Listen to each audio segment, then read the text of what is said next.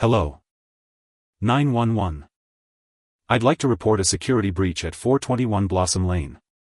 Yes. The key isn't working. It's an emergency. This is a matter of community safety. And I, as the head of the HOA, demand immediate assistance.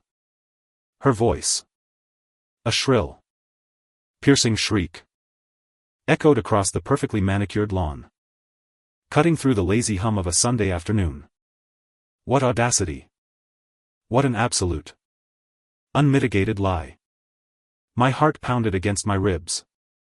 A frenetic drumbeat of fury. As I watched her. This woman.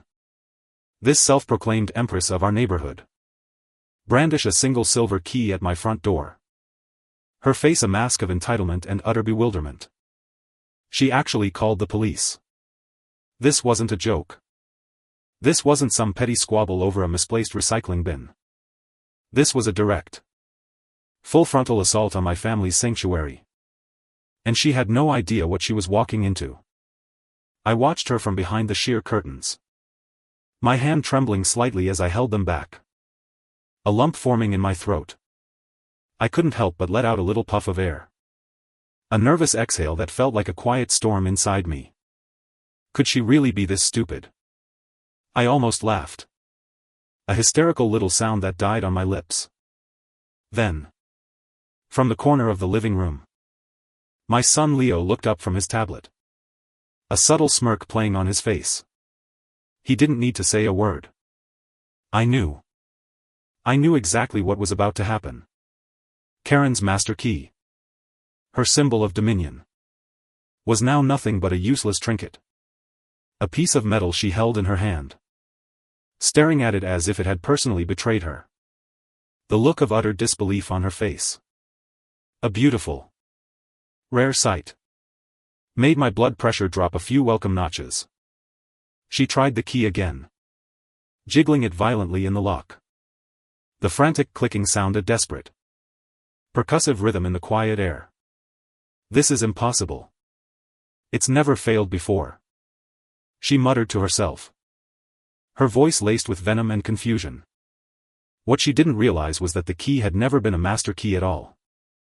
It was a perfectly replicated copy of a key to a vacant unit she'd been using to snoop and inspect for years. One she had used to harass dozens of neighbors, including Mr. Henderson from down the street, who had a habit of leaving his front door unlocked. A chill ran down my spine as I thought of all the times she had probably walked into my home, uninvited. A ghostly presence I never knew was there. A quiet fury built up inside me. A silent, simmering rage. What was it about her? The absolute certainty of her own righteousness. Even when she was so clearly and spectacularly wrong. My gaze drifted to my son. A brilliant, quiet 19-year-old whose entire life had been spent in the digital ether. When we'd moved in 6 months ago. And the HOA welcoming committee, which was just Karen, had given us a long, detailed lecture about community safety and her master key privileges. Leo had listened intently. His eyes, usually half-lidded and focused on a screen, had been wide and alert. He'd said nothing. Just a low hum in the back of his throat. A couple of weeks later, he'd unveiled his masterpiece, a new, cutting-edge security system he'd built and installed for the entire block. A system that linked to every single home's smart lock. It was a gift to the community. He'd told me, to make sure no one ever had to feel unsafe again. He was so proud. And I was so proud of him. He had even made a special function for the HOA board to grant access. One with a full audit log and a system for revoking privileges with a simple click. It was his brainchild. His personal rebellion against the subtle tyranny of our new neighborhood. And Karen, with her ancient master key, had been the one who had, with a sigh of relief, given him the go-ahead. She had no idea the power she had just handed over to a teenager who saw the world in lines of code and circuits.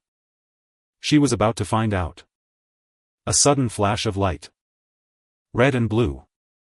strobed across the front window. The police car had arrived. Karen's shoulders straightened. A smug, satisfied smile spreading across her face. See? This is what happens when you try to circumvent the rules. She crowed, her voice dripping with triumphant self-righteousness. She pointed a manicured finger at my door. Then at me as I opened it. A look of shocked pity on her face. Officer. This woman has tampered with the locks.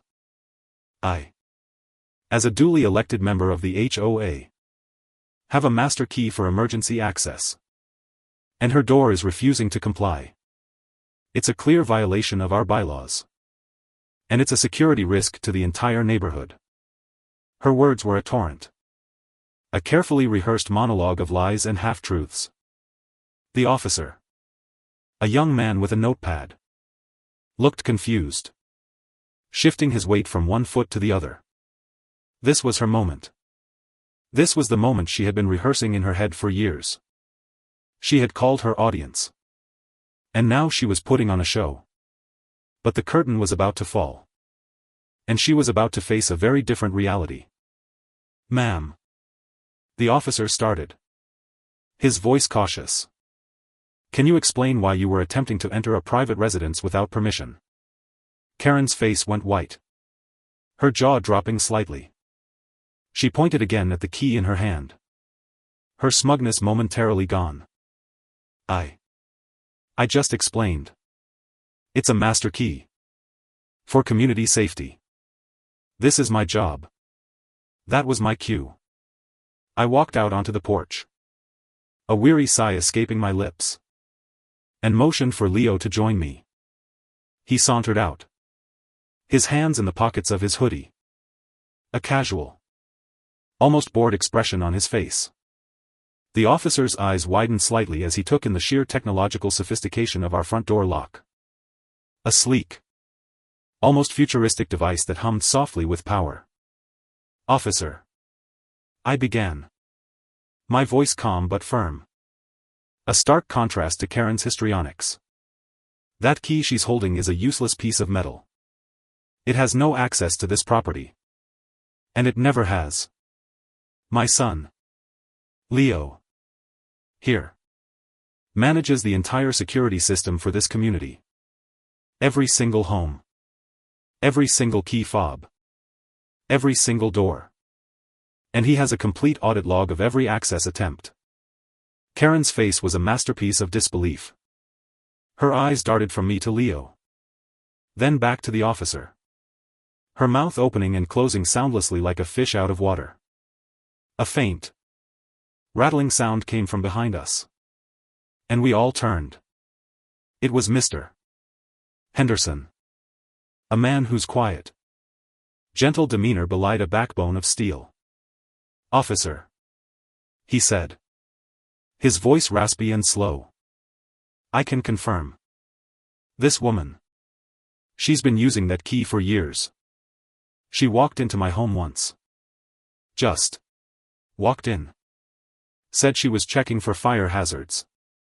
She was just nosing around my things. I didn't know what to do.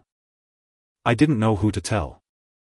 His words were a low, powerful blow. A sudden gut punch that deflated Karen's remaining confidence. The air seemed to thicken. A heavy silence settling over us. Punctuated only by the distant chirping of a bird and the faint sound of our collective breaths. The officer's demeanor changed instantly. He looked at Karen. His expression now one of sharp, professional scrutiny. Ma'am. That's not a master key. That's a replica. And if what these people are saying is true, you've been using it to illegally enter private property. He gestured to the shiny key in her hand. A sad, lonely little piece of metal. Karen stammered. Her voice now a frantic, high-pitched mess. No. It was an accident. I was just checking on the water pipes. The officer shook his head. A look of profound disappointment on his face. He pulled out his radio. Dispatch. I need to report a possible case of unlawful entry and misuse of a community position. I'm at 421 Blossom Lane. With a subject. Karen. Attempting to enter a residence with a non-functional key. The word Karen in a police broadcast felt like a final nail in her coffin. She let out a small, pathetic whimper. A defeated sound. As the officer looked at her expectantly. Her reign of terror was over. The neighbors who had been watching from their windows, once silent observers, now began to murmur. Their voices a low, angry buzz. The HOA board members, summoned by the police, arrived in a flurry of bewildered faces and hushed questions. Karen, the once proud leader, stood small and defeated. Her shoulders slumped. Her once immaculate floral blouse now looked crumpled and pathetic. The board president, a kind woman named Mrs. Peterson, took in the scene. Her eyes wide with shock. Karen, what have you done? She whispered. Her voice barely audible. Leo, my son, stepped forward. His eyes fixed on the board. He pulled his tablet from his pocket. His fingers dancing across the screen with a quiet, confident grace. He pulled up the audit logs. The data a damning testament to Karen's misdeeds. Dates. Times. Locations all there in black and white. A digital history of her invasions. We've known for a while that someone was using an unauthorized key to access homes. He explained. His voice calm and clear. A stark contrast to Karen's earlier theatrics. We suspected it was a rogue key. But it was just a matter of time before it became obvious. The final blow came when he showed the board how he disabled her key access to all the homes. A simple toggle of a button. A testament to his quiet genius. Karen's face, once full of a triumphant glow, was now ashen. Her eyes wide with a combination of fear and shame. The board voted unanimously to remove her from her position. Her master key privileges officially and permanently revoked. The community let out a collective sigh of relief. A quiet, shared moment of release. Justice had been served. That evening, the neighborhood felt different. The air was lighter. The smiles on people's faces a little more genuine. The oppressive weight of Karen's control had been lifted. Our home, once just a house, now felt like a fortress. A sanctuary of our own making. Thanks to my son. I watched him from the kitchen window as he sat on the porch swing. His tablet still in his lap. The quiet hero of our little block. I felt a surge of pride. A swell of emotion that was so much more than just a mother's love. It was gratitude. He had not only protected our family, but he had given an entire community their freedom back. A quiet, powerful act of rebellion against an invisible tyranny. He had shown me that you don't need to be loud or aggressive to win a war. You just need to be smart, persistent, and to use your own unique talents to make a difference.